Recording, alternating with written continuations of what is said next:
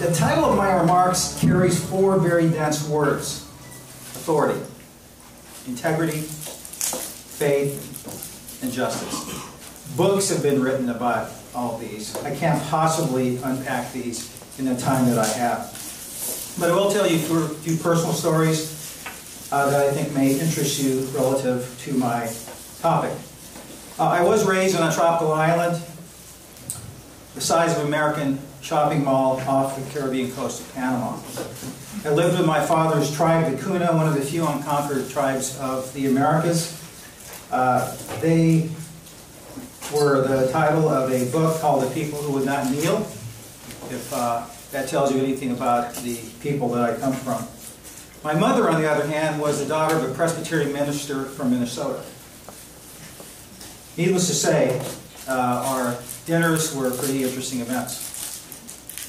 My paternal grandfather was a tribal medicine man who could not read or write, but was reputed to be able to look into the future and could recite hours of chant by memory. My parents were missionaries, Baptist missionaries, who preached and, more importantly, lived the good news. They also built a school, helped create the Kuna alphabet, and provided health care to the island. We moved to America when I was 6, and I grew up near native communities in Oklahoma and New Mexico. I came to faith as a child because I knew sin existed, that I was a sinner. God loved me and had a plan for my life. My faith has developed since then. If you want to know what I believe more fully, I suggest you read the Nicene Creed, which dates back to 325. You can Google that, or if you're me, you'll Bing it. I'm not a Google fan. I like to Bing pictures. So, as I pondered my future as a high school student in Santa Fe, I would go to a point in the Sangre de Cristo Mountains, which is the very end of the Rocky Mountains. At about 11,000 feet, I'd get out of my car, I'd walk up into the aspen grove, and I would look.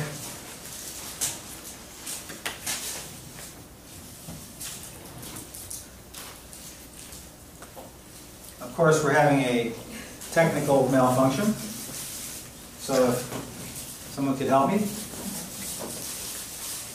I would look out at hundreds of square miles of beauty, and I would wonder, God, what do you have for me? What is your plan? I decided on law school since I admired my sister's boyfriend, who was a law student, and probably the coolest guy I'd ever met. I wanted to be like him. I'm just glad, looking back, that he was not an astrophysicist, or I would not be speaking here today. So from an early age, I aspired to be a lawyer. I like to read, I like to analyze, I like to write, so law school was a good fit. I was paralyzed with a fear of public speaking, which maybe some of you share. It's a very common fear. When I ran for public office, I learned from my speech coach that it's the #1 fear out there. More people fear public speaking than taxes. No offense to future tax lawyers here. Snakes, flying, death. So it took Wheaton College and the U.S. Navy to help me overcome my paralyzing fear of public speaking. And because I wanted a job and not an adventure, I joined the U.S. Navy JAG Corps. Became the only member of my graduating class of about 95 law students to go in the military. As a JAG, I learned the core values of that wonderful organization, which was and is honor, courage, and commitment. It's no accident that honor is the first value. Honor meant doing the right thing despite the cost of doing so. Courage came into play when I had to tell my clients news that they did not want to hear. Commitment was concretized when I knew that I committed each case I handled to the rule of law. I made the government prove the case when necessary in contested cases. The rule of ethics was always there, and the ever-present goal of achieving justice. So, what is justice? I worked for 6 years for the U.S. Justice Department. When you go to Washington, please, if you can get into the building, visit it. It's beautiful. It's got some wonderful Art Deco up on the walls. I lecture at Wheaton to my students about justice. And as a practicing and sometimes malpracticing Christian, well, how do I define justice? Unsurprisingly, there are numerous references in the Bible to justice. Clearly, the Bible places great importance on justice. I look to Isaiah 56:1 that says, maintain justice and do what is right. Isaiah's got some great language on justice. Learn to do right, seek justice, defend the oppressed, take up the cause of the fatherless, plead the case of the widow. Isaiah 17:1. But what is justice? In the case of my Guantanamo Bay, this photo, by the way, comes from 1986. We were mobilized to investigate a code red that had happened. I'm not going to tell you a whole lot about that because it's not really what I'm here. But Lieutenant Sorkin is the older sister of Aaron Sorkin, who wrote the screenplay and has written some tremendously great movies. If you remember Lieutenant Kendrick, really creepy Kiefer Sutherland character, that's Lieutenant Kendrick. And I was one of two schmucks that showed up in white uniforms because nobody told me to wear khakis because my uniform in DC was always white. So we were by the fence line, and one of the Marines said, "Hey, sir, you want to go inside because you're a perfect target." Because not too far from where this picture was taken, there were Cuban guards not too far away, probably taking pictures of us. So we went to Cuba in 1986. My client was a 19-year-old Marine fresh out of boot camp. He had no legal training. He confessed to the NCIS agent, and I was stuck with his confession. And yet he had a story to tell. He had to tell the military jury why he did what he did to the victim. And his role was minimal. His role was to turn the lights on and off at the right time. He never touched the victim, PFC Willie Alvarado, in the movie PFC Willie Santiago. By the way, Alvarado lived in the real case, and the real Code Red was all about giving him a haircut. I defended Palermo because it was my duty to get the best possible result, the fair and just result. The jury, which sentences at a court-martial, not the judge, agreed since my client did not go back to the brig, nor was he forced out of the Marine Corps. I was pleased with the result, as was my client.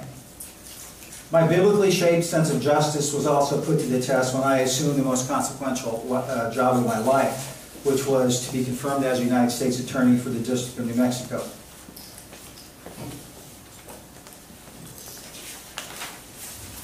My job was to enforce federal laws. New Mexico is about 50% federal when you total up the federal lands, parks, monuments, reservations, 21 Native American nations, 2 advanced weapons research labs, Air Force bases, 1 Army base, and 180 miles of border with the Republic of Mexico. It's one of the busiest federal districts, even today, prosecuting between 2,000 and 3,000 cases per year. Just to put this in a context, that's roughly what the Southern District of New York does in an average year. The difference, obviously, is SDNY does a lot of white-collar work. We don't do very much white-collar work. We do mainly immigration and narcotics, which was about 80 to 90% of my office's caseload. And then came the 2006 midterm. There was a belief that there was massive voter fraud, which occurred in the 2000 election, which resulted in Al Gore's win of 400 or so votes in the state, among the closest in the country. The local newspaper ran these lurid headlines of what appeared to be systemic voter fraud, and I believe there were prosecutable cases. And this fit in well with the DOJ belief, the Justice Department belief, that voter fraud was rampant in the U.S., and it was the U.S. Attorney's job to stamp it out. So I convened a voter fraud task force in 2004, only one of 2 districts that did so. I was a true believer. I held a press conference with the FBI, the state police, and other government officials announcing the stand-up of the voter fraud task force. We set up a toll-free number, and we asked citizens to call in. Well, ladies and gentlemen, after 3 months we had over 100 complaints, but most were non-justiciable. They were complaining about things like somebody took my yard signs, somebody peeled off my bumper sticker off my car. You all see any federal interest in that? Only one case had possible merit, and it was not strong because we had to prove beyond a reasonable doubt that the fraud was done to affect the outcome of the election. The FBI investigation made it clear that she had done the criminal act, the alleged criminal act, to make money, not to affect the outcome of the election. She couldn't care less about the outcome. It was a weak case, and I, as the U.S. Attorney, had a reasonable doubt. So I didn't authorize the prosecution. And that became the primary basis of me being fired. I was deemed insufficiently disloyal or insufficiently loyal. Years later, a staffer from my sponsoring U.S. Senator called me and confirmed it. She said, "You weren't looking out for the party."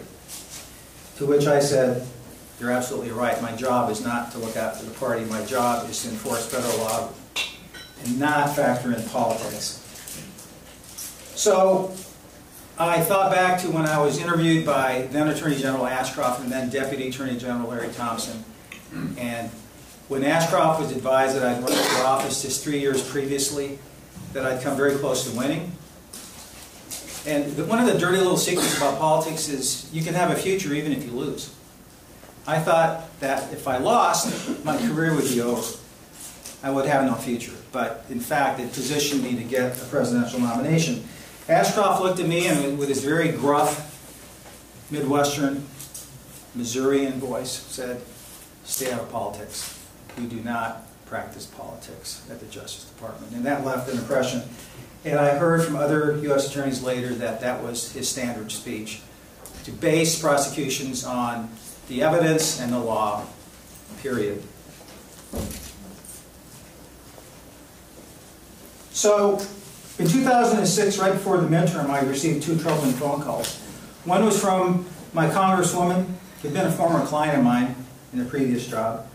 She asked about sealed indictments that she'd heard of. Now, I didn't give her any information because the sealed indictment is confidential. She had no need to know.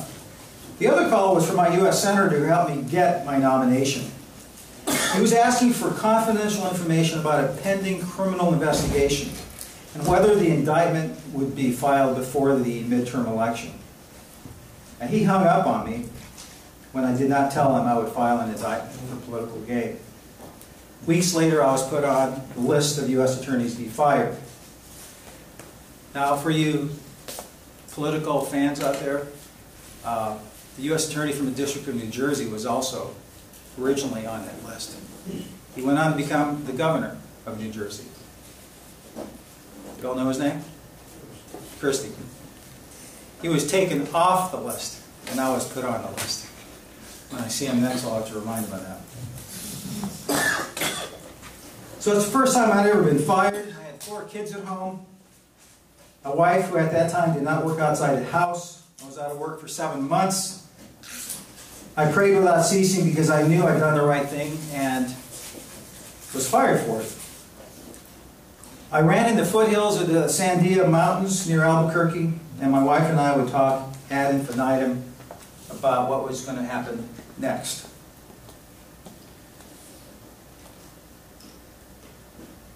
I then agreed to testify in front of the House and the Senate on the same day. Mike Isikoff, formerly of Newsweek, said it's one of the few times he'd ever seen that. What I can tell you is my fear of public speaking came back a little bit when I walked into that room, and it's the same on the Senate side. That's where Kavanaugh has been testifying. It's a beautiful room, but it just reeks of federal power, reeks of legislative power. So I testified and ended up doing the talk show circuit, wrote a book, and then I waited for 7 separate investigations to conclude. I've been asked many times how I managed being fired for performance-related reasons. I told those interested that I prayed a lot, I ran a lot. Any other runners here? Keep doing it for the rest of your life, all right? And I shared my experience because I had 6 other colleagues who were fired with me. I knew I had not done anything wrong. I knew I served the God of justice. I knew eventually things would work out. They did. Not on my timetable, but they eventually did. I ended up getting a letter of apology from then Attorney General Michael Mukasey. That letter arrived 10 years to the day yesterday. How do I remember that? Because one of my fired fellow U.S. attorneys, former U.S. attorneys, emailed me yesterday and said he's going to put his on Facebook. And if I minded. I had kind of forgotten about that. I told him I'm not on Facebook. It's a different discussion.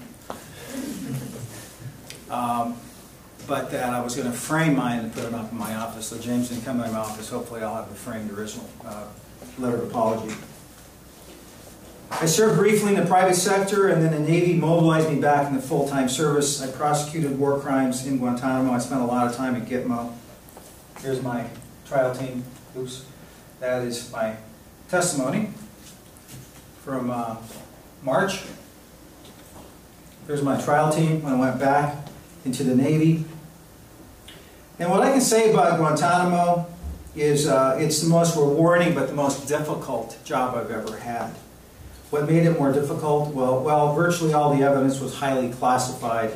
It happened on the other side of the world, spoken in a different language, and at or near a battlefield in which the crime scene was destroyed. Oh, I should probably tell you the President and Congress fundamentally disagreed with the very existence of the military commissions.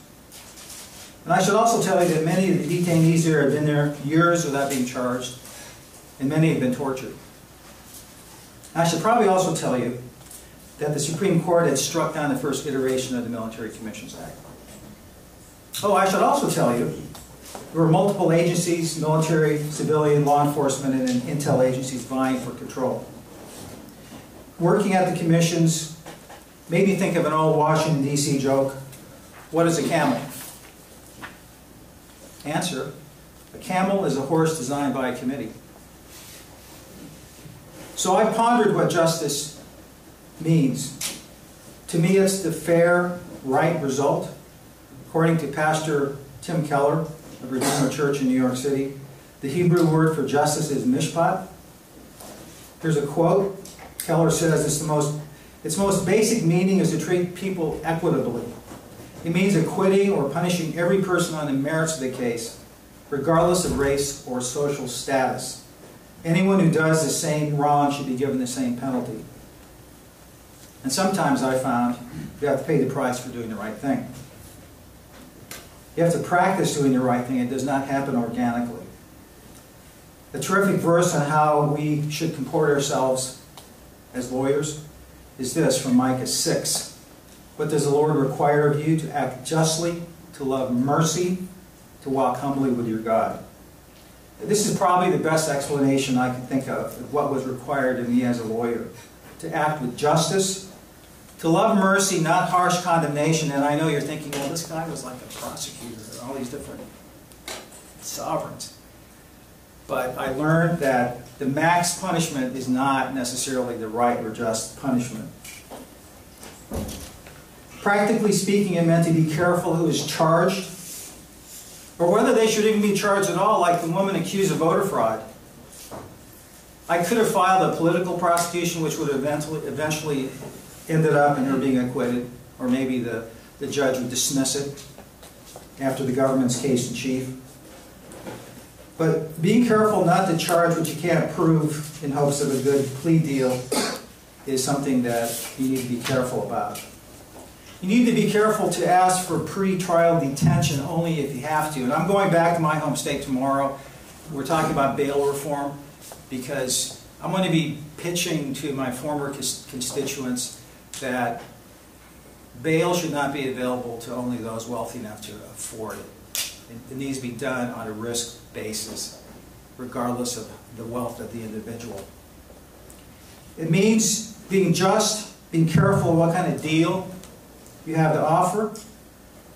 It means being careful to argue for the sentence that fits the crime. A lot of the younger AUSAs would come into the office would just think that the maximum was necessarily the right result, the just result. And I would tell them it is not necessarily true. You take every case as it comes. To instill a sense of justice, not winning, is what a prosecutor's job is all about. And sometimes, as I stated, it means filing no indictment when the evidence is not provable. But that means considering things like pre-prosecution diversion for first-time offenders who are engaged in de minimis activities. And I know some of you will become assistant U.S. attorneys, and your supervisors will tell you, this is federal court, we don't file de minimis prosecutions. You might ask, what drove my moral compass? I knew that the true north was pointed toward the eternal judge.